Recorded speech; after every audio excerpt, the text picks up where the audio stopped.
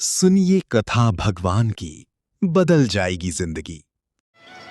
बोलिए सत्यनारायण भगवान की जय। श्री लक्ष्मी नारायण भगवान की जय। श्री सत्यनारायण व्रत कथा का चौथा अध्याय।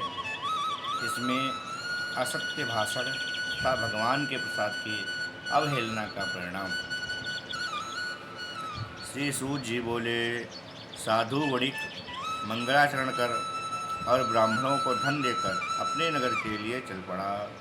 साधु के कुछ दूर जाने पर भगवान सत्यनारायण की जिज्ञासा हुई कि साधु की परीक्षा ली जाए।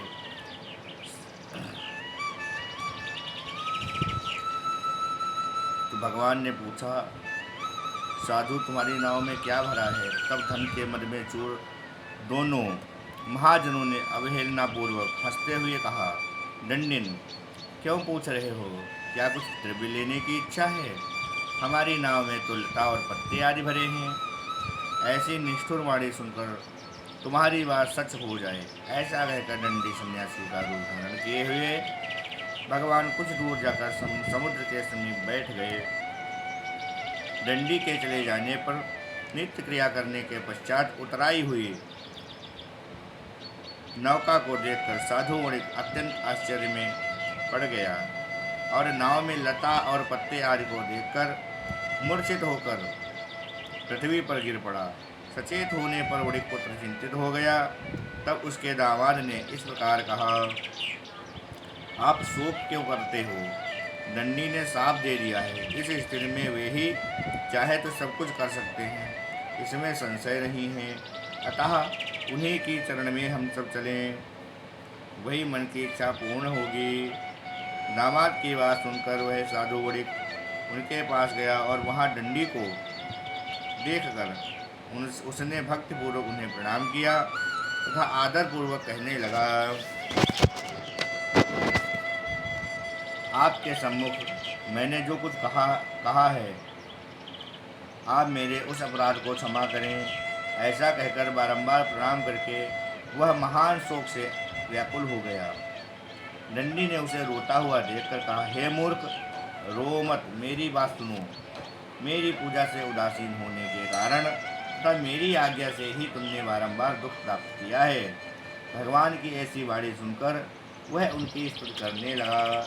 साधु ने कहा, हे प्रभु, यह आश्चर्य की बात है कि आपकी माया से मोहित होने के कारण ब्रह्मा आदि देवता भी आपके गुणों और रूप को यथावत रूप से नहीं जान पाते। फिर मैं मूर्ख आपकी माया से मोहित होने के कारण कैसे जान सकता हूँ? आप प्रसन्न हो, मैं अपनी धन संपत्ति के अनुसार आपकी पूजा करूँगा। मैं आपकी शरण में आया हूँ। मेरा जो नौका में स्थित पुराना धन था, उसकी तथा मेरी रक्षा करें। उस वणिक की भक्ति वाणी सुनकर भगवान जनार्दन संतुष्ट हो गए। भगवान हरि उसे अभिष्ट वर प्रदान करके वहीं अंतर्ध्यान हो गए। उसके बाद वह साधु अपनी नौका में चढ़ा और उसे धन धान्य से परिपूर्ण देखकर भगवान सत्यदेव की कृपा से हमारा मनोरथ सफल हो गया है, ऐसा कहकर स्वजनों के साथ उसने भगवान की विधिवत पूजा की। भगवान श्री सत्यनारायण की कृपा से वह आनंद से परिपूर्ण हो गया और नाव को प्रयत्नपूर्वक संभाल कर उसने अपने देश के लिए प्रस्थान किया। साधु वणिक ने अपने दामाद से कहा, वह देखो, मेरी रत्नपुरी नगरी दिखाई दे रही है। इसके बाद उसने अपने धन के रक्षक दूत को अपने आगमन का समाचार देने के लिए अपनी नगरी में भेजा। तत्पश्चात उस दूत ने जाकर साधु की भार्या को देख हाथ जोड़कर प्रणाम किया तथा उसके लिए अभिष्ट बात कही। सेठ जी अपने दामाद तथा बंधु वर्गों के साथ बहुत सारे धन धान से संपन्न होकर नगर के निकट पधार गए हैं। दूर के मुख से यह बात सुनकर वह महान आनंद से विह्वल हो गई और उस साध्वी ने श्री सत्यनारायण की पूजा करके अपनी पुत्री से कहा, मैं साधु के दर्शन के लिए जा रही हूँ, तुम शीघ्र आओ।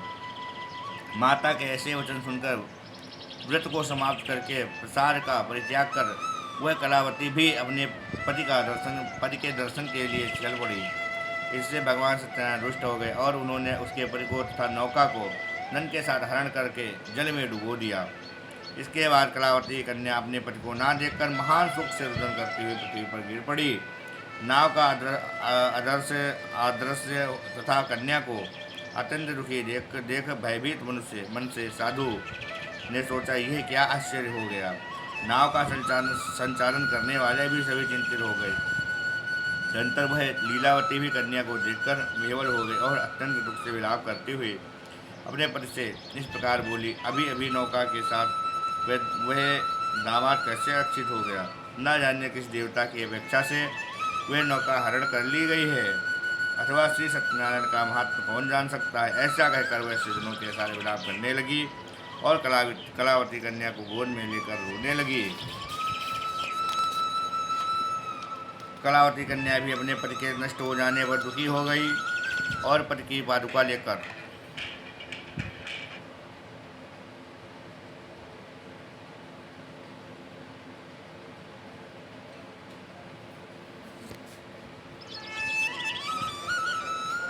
उसका अनुगमन करने के लिए उसने मन में निश्चय किया। कन्या के इस प्रकार के आचरण को देख भार्य सहित वह धर्मज्ञ साधु वणिक अत्यंत सुख संतप्त हो गया और सोचने लगा, या तो भगवान सत्यनारायण ने यह दामाद के साथ धन धान्य से भरी इस नौका का अपहरण किया है, अथवा हम सभी भगवान सत्यदेव की माया से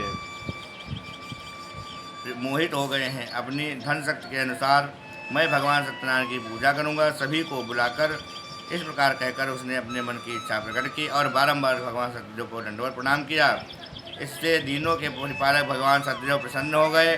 भक्तवत्सल भगवान ने कृपा पूर्वक कहा, तुम्हारी कन्या प्रसाद छोड़कर अपने पति को देखने चली आई है। निश्चय ही इसी कारण इसका पति अदृश्य हो गया है। यदि घर जाकर प्रसाद ग्रहण करके वहाँ पुनः आए तो हे साधु, तुम्हारी पुत्री पति को प्राप्त करेगी, इसमें संशय नहीं है। कन्या कलावती भी आकाशमंडल से ऐसी वाणी सुनकर शीघ्र ही घर गई। उसने प्रसाद ग्रहण किया, पुनः आकर सृजनों तथा अपने पति को देखा। तब कलावती कन्या ने अपने पति से कहा, अब तो घर चले, विलम्ब क्यों कर रहे हैं। कन्या की वह बात सुनकर वणिक पुत्र को संतुष्ट हो गया और विधि विधान से भगवान सत्यनारायण का पूजन करके नंद तथा बंधु बांधवों के साथ अपने घर चला गया।